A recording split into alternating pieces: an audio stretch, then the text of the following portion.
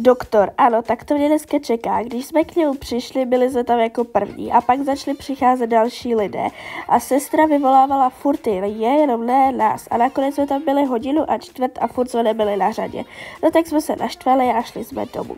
No a protože za 4 dny začíná škola, tak jsem se rozhodla, že se sebou něco budu dělat a vypílinkovala jsem si obličej, vyčistila si ho, namazala krémem, osprchovala se, no a zítra jdu do fitka. Jupi!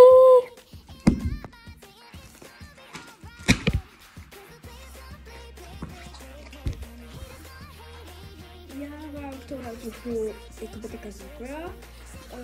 Přišel mi balíček, přišly jakoby 3, ale jedny jsou laučeny boty, takže to ji otevírat nebudu. A tady to by měla být výplň. Objednala jsem si kilo, jo, ale když prostě mě jakoby také někdo řekne, hejte kilo, tak jako já se nevím jako představit, kilo dutýho vlákna, tak doufám, že je to dost. Kamo.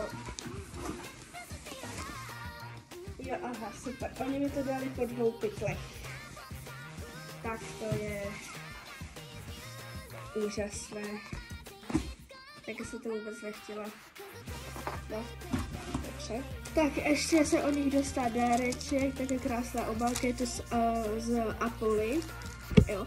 Takže také obálčička, jenom brýle, ale volala mi velká, jo, že už jsme se hráli doktorku konečně, takže byla i příjemná. Takže taky se dostá takový ten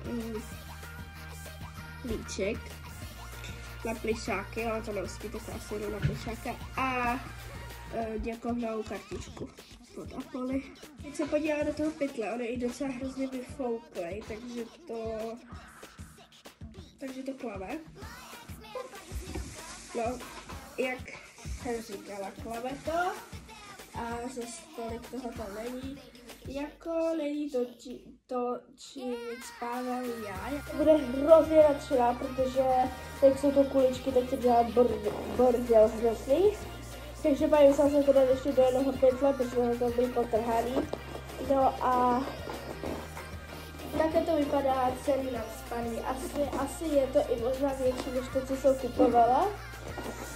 Že přišel mi balíček Izo vyrobenou láskou, abych mohla dodělat svoji lochnesku, takže samozřejmě, že jsem tam měla 3 růžový, radši pro jistotu víc. Dostala jsem děkovnou kartičku a samozřejmě i dárečky, za které já jsem vždycky hrozně ráda. No, mám tam nálepku, jednorožce a jehlu a něco na způsob asi karamelky, nebo je to karamelka, nejsem si teď jistá. Děkuju! A můžeme se pustit do háčkování lochnesky.